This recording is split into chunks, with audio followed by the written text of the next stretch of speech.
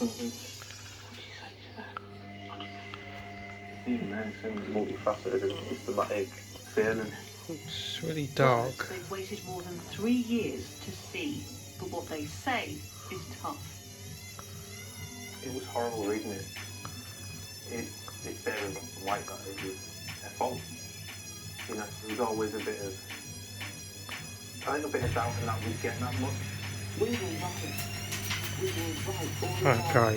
Saying how awful it was in there for these young people. Something wrong with the settings on here. Today, the trust says it is deeply sorry. Yeah, that's okay. Changed our curriculum operations.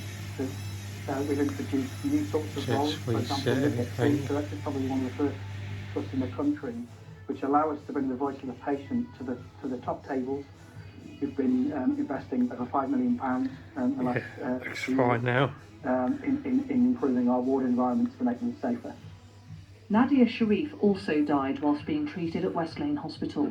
Today's report says staff weren't fully trained to deal with her autism and a failure to address itself. And said, women playing in teams, women playing individually.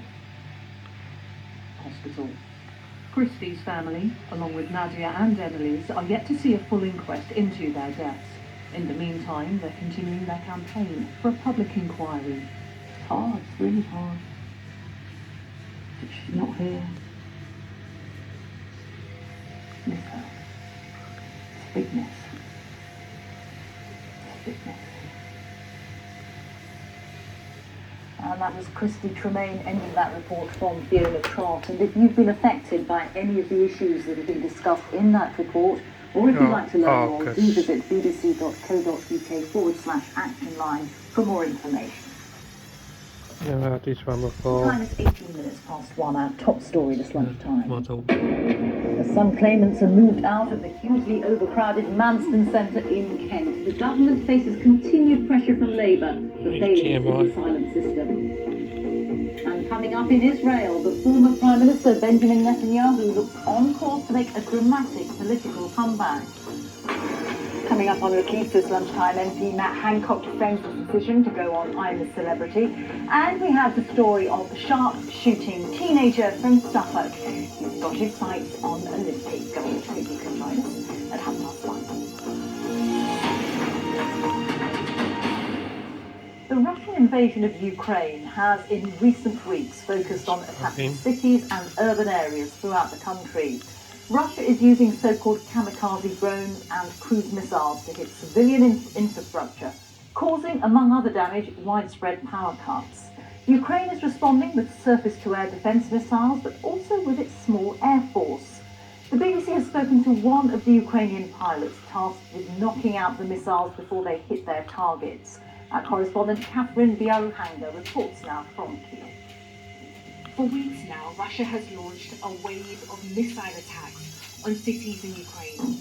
Aiming for power and water supplies, Russian forces have switched their attention to civilian targets in an attempt to break the will of the people. The attacks have been devastating. As much as 40% of the electricity grid has been seriously damaged. Not all strikes through. The use of surface missiles has been effective, and the Ukrainian Air Force has been used to shoot down the missiles. In a rare interview with our colleagues at the BBC Ukrainian service, one pilot, nicknamed Juice, spoke about the pressures the airmen are under. Your mission is to save the life on the ground, to save the city. You're not able, it's a terrible thing that somebody will die. Somebody will die in you, and you didn't prevent that. At the start of the war, few experts gave the Ukrainian Air Force much chance against a much bigger enemy. But by dispersing their forces and the Russians' inability to gain control in the air, they are still there.